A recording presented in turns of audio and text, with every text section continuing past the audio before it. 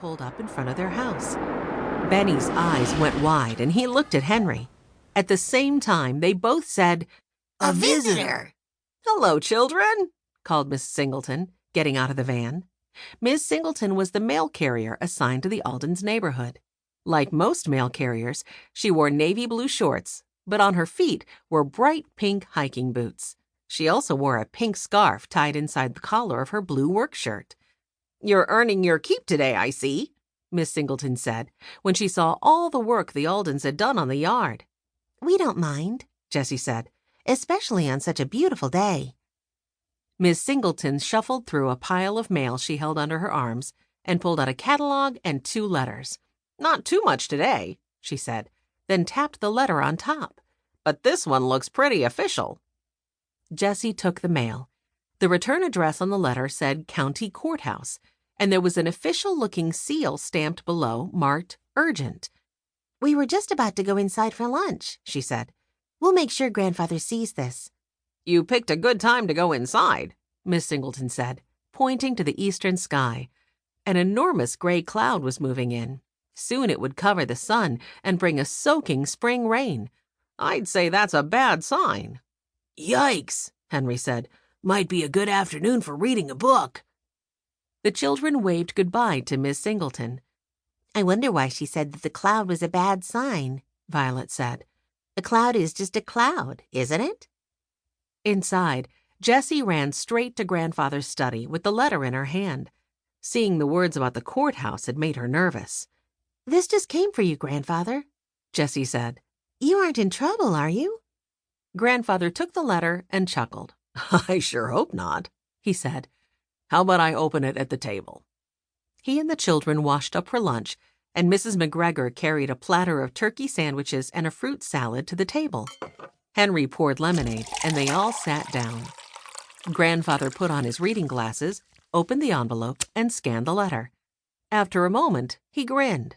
"Well, would you look at that?" "It's not trouble, then?" Jessie asked. Grandfather shook his head. "Nothing to worry about, but it is important.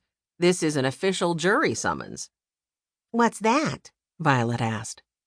Grandfather took off his glasses. "Every citizen in our country who's over the age of 18 has a responsibility to serve on a jury when he or she is called. A jury is just a group of regular people who play an important role in court cases. They listen to the facts and make a decision about whether someone who has been accused of a crime is guilty." "Wow," Henry said. "That sounds like a big job." "It can be," Grandfather said. "But I've never done it before. Even as old as I am, I've never been called for jury duty. My friend Sam, on the other hand, the young man who owns the car wash downtown, he just told me last week that he's been called 5 different times." Violet popped a strawberry into her mouth. "Why do they keep calling him instead of you?" she asked. "They aren't doing it on purpose," Grandfather said. "People are chosen for jury duty at random, so it's just a coincidence that he's been called so many times." Benny's forehead wrinkled, and he twisted up his mouth. Jessie could tell that he was confused.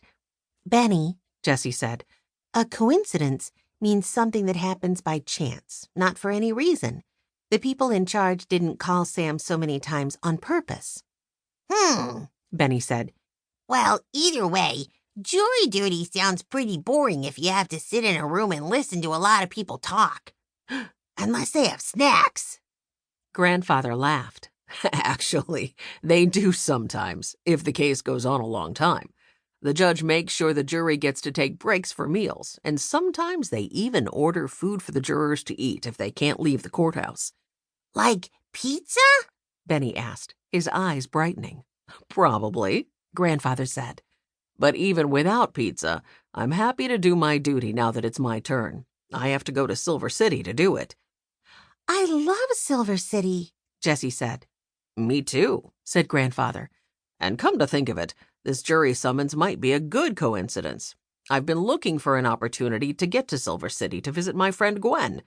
We went to high school together, but I haven't seen her in years. She's been going through a bad few months. This could be excellent timing."